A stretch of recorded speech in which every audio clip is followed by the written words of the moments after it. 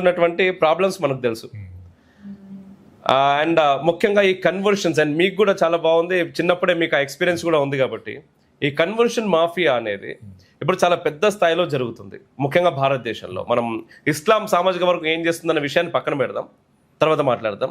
అయితే ఈ యొక్క క్రిస్టియన్ మాఫియా అంటే అనేక రకాలుగా ప్రలోభాలకు గురి చేస్తూ ఈ మధ్య కొత్తగా వచ్చినటువంటి విషయం ఏంటంటే దళిత క్రిస్టియన్లు అనేటటువంటి ఒక పేరు చాలా పెద్ద స్థాయిలో వినపడుతుంది.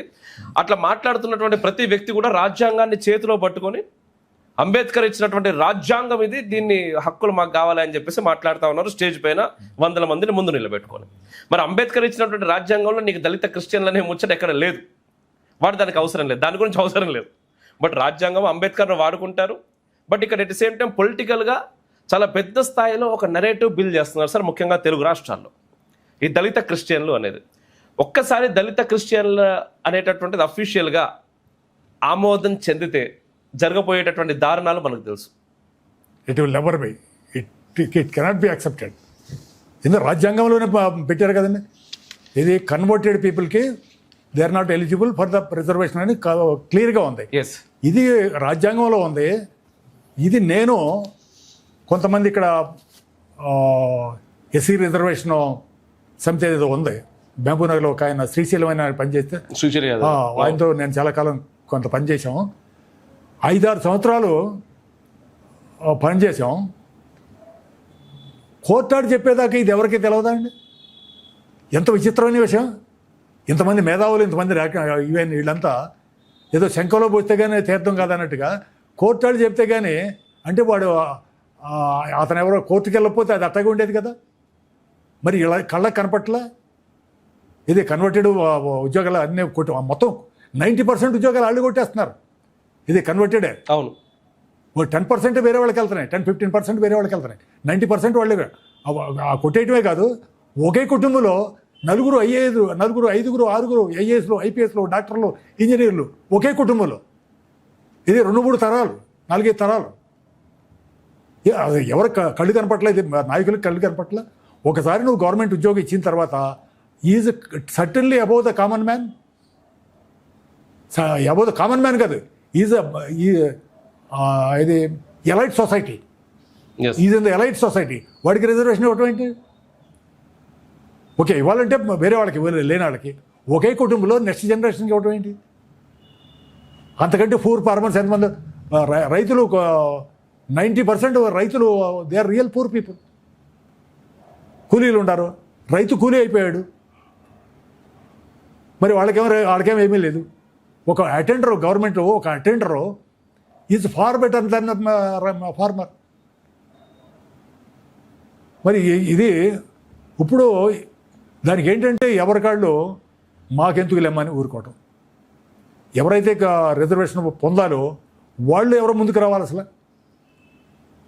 అదర్ ఆ ఎస్సీ కేటగిరీలోనే ఇంకా కొన్ని కులాలు ఉన్నాయి కదా, వాళ్ళు వచ్చి పోరాడాలి. వాళ్ళకి సహాయం చేసినా కానీ, నేను ఎంత సహాయం చేశాను వాళ్ళకి, వాళ్ళు ఎంత పుష్ ఇచ్చాం, ఎంత ఖర్చు పెట్టాను నేను, మరి వాళ్ళ శక్తి సరిపోవాలి. మీరు చాలా మంది రాజకీయ నాయకులతో కలిశారు అండ్ ఎంతో డొనేట్ చేశారు కూడా, అంటే 2 తెలుగు రాష్ట్రాలకు కావచ్చు, బయట కావచ్చు, డొనేషన్స్ రూపేనా కొన్ని కోట్ల రూపాయలు కూడా మీరు ఇచ్చారు. అండ్ మీకు ఏ రాజకీయ నాయకులతో అయినా మాట్లాడగలిగే శక్తి ఉంది, రైట్? ఇన్ని సంవత్సరాలు దీంట్లో వాళ్ళతో మీరు మాట్లాడే ఉంటారు ఖచ్చితంగా. వాళ్ళతో మాట్లాడుతున్నప్పుడు ఈ సామాజిక అంశాల గురించి మాట్లాడుతున్నప్పుడు ఏమనిపిస్తుంటుంది సార్? వారి అభిప్రాయాలు తెలుసుకుంటున్నప్పుడు మీకు? నాతో మాట్లాడిన ఎవరు రారు, పారిపోతారు. ఒక రోజున కమ్మ సంఘం మీటింగ్ అయిందండి. కమ్మ సంఘం మీటింగ్ ఇక్కడ ఏఎస్రావు నగర్లో కమ్మ సంఘం మీటింగ్. ఏఎస్రావు నగర్లో, అవును. జనాభ్యుదయ సంఘం, కమ్మ సంఘం కాదు అది, బట్ కమ్మారు అందరూ. అచ్చా, ఓకే. సో నన్ను కూడా పిలిచారు, వెళ్ళి కూర్చున్నాను. ఓ ఫ్రెండ్ ఒక ఆయన నన్ను స్టేజ్ మీద పిలిచాను, బలవంతాన్ని తీసుకు. అరే బాబు వద్దే, నా నోరు మంచిది కాదు.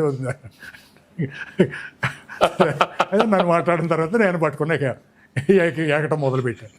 నాతో మాట్లాడరు, దాన్ని చూస్తే పారిపోతారు. Okay, okay. I don't spare anybody. నా కులమా, నా ఇంటి పేరు వాళ్ళు కూడా బొడి మంది ఎత్తిరాక. ఓకే, నా కులం వాళ్ళు కూడా బొడి మంది ఎత్తిరాక. ఎందుకంటే ఏం జరుగుతుందో నేను ఓటు బ్యాంక్ రాజకీయం తప్ప మిగిలినది కనిపించట్లేదు. దాని గురించి ఖచ్చితంగా మనం మాట్లాడాలి. అదే ప్రతి ఒక్క ఇంక్లూడింగ్ బీజేపీలో కూడా ఎంతమంది నికార్సైన ఉండడం. బోర్డు చెత్తంతా వచ్చింది లోపలికి ఆల్రెడీ. దొంగలంతా చేరారు ఆల్రెడీ. మళ్ళీ అదే తెలుగు రాష్ట్ర రాజకీయాల గురించి మనం మాట్లాడతాం సార్, ఖచ్చితంగా దాని గురించి మాట్లాడాలి. అయితే ఇంతకుముందు మనం దళిత క్రిస్టియన్ల దగ్గర ఆగిపోయాం. ఆ? అక్కడ ఏంటంటే నార్మల్ గా మతం మారడం ద్వారా పోయేది ఏముందిరా, ఎందుకోసం మీరు ఇంతగానో ఇప్పుడు మీ దగ్గర ఇంట్రెస్ట్ లేక మీ దగ్గర నచ్చక వాళ్ళు క్రిస్టియన్లుగా మారుతున్నారు, మారని మీరు ఎందుకు ఇలా అంటే మాటలు మాట్లాడతారు అని చెప్పేసి కొంతమంది మాట్లాడతారు. అండ్ మీ విషయానికి వస్తే మీ చిన్నతనంలోనే అమ్మగారు మరి కొంత ఇన్ఫ్లుయెన్స్ చేయడం ద్వారా గ్రామంలో వేరే వారు కూడా కొంత అంటే మతం మారారు. మీరు ఒక మాట చెప్పారు ఇక్కడ ఏంటంటే మాది ఒక చిన్న రైతు కుటుంబం అయినప్పటికీ ఒక ఇంట్లో ఒక పూజ గది ఉండేది, ఆ పూజ గదిలో అందరూ దేవుళ్ళు ఉండేవారు అని.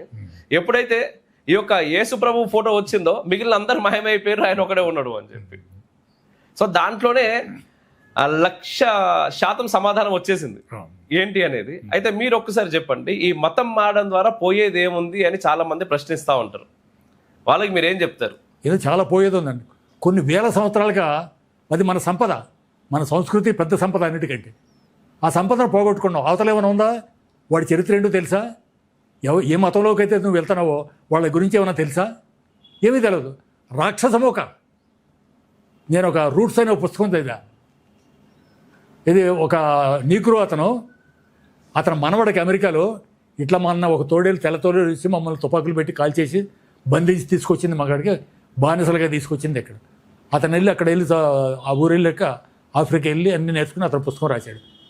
మనుషుల్ని పశువులను అమ్మేంటే అమ్మేవారు. ఇలా పిల్లల్ని ఆ తాత చెప్పాడంటే మన పిల్లల్ని కొంతమందిని అమ్మేశారు ఈ మార్కెట్లో. వాళ్ళు ఆ కథ చదువుతుంటే నాకు చిన్నప్పుడు ఒకటి గుర్తొచ్చింది.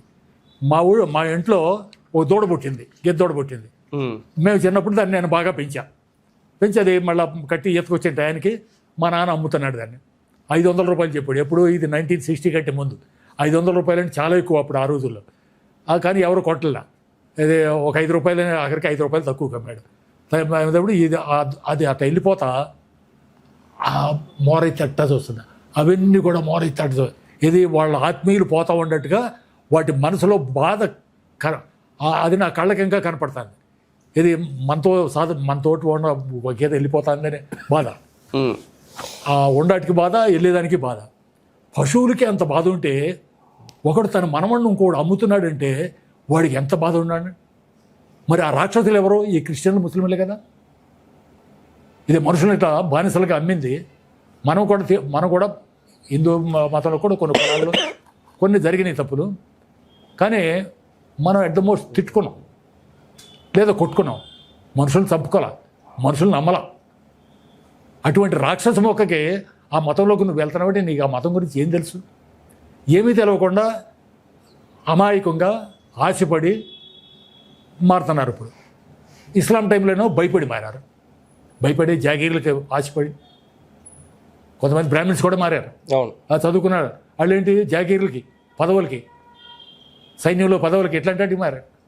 మరి ఇవాళ ఈ ప్రపంచంలో ఇంత జ్ఞానం పెరిగినాక ఆ మతం ఏంటి, నా బొంద ఏంటి, ఏంటది? ఎంత అదే ఆటవికులు రాసిన భూతి గ్రంథాలు అవి జుగుప్సాకరంగా ఉంటాయి చదువాలంటే. మీరు చదివారా సార్? బైబిల్ చదివారా? పూర్తిగా ఏదో మామూలుగా చదివాం కానీ అంత డెప్త్. ఈయన పేరేంటి, మన శివశక్తి కరుణాకర్, ఆయన ద్వారా బోల్డ్ విషయాలు తెలిసింది. నేను చదువుకున్న దానికంటే కూడా ఈయన ద్వారా బోల్డ్ విషయాలు తెలిసింది. ఎందుకంటే అతను డెప్త్, ఆ సబ్జెక్ట్లో డెప్త్ వెళ్ళాడు. సార్ అండ్ నార్మల్గా రిఫ్లెక్షన్ ఛానల్ మీ చేయూతని కోరుతుంది. ప్రకటనల రూపంలో, సభ్యుల రూపంలో, వాలంటీర్ల రూపంలో మరియు ఆర్థిక సహాయం రూపంలో మేము మీ సహకారాన్ని కోరుతున్నాము. మనమందరం ఎక్కడా శ్రమను దాచుకోకుండా అంకితభావంతో పనిచేస్తున్నాము.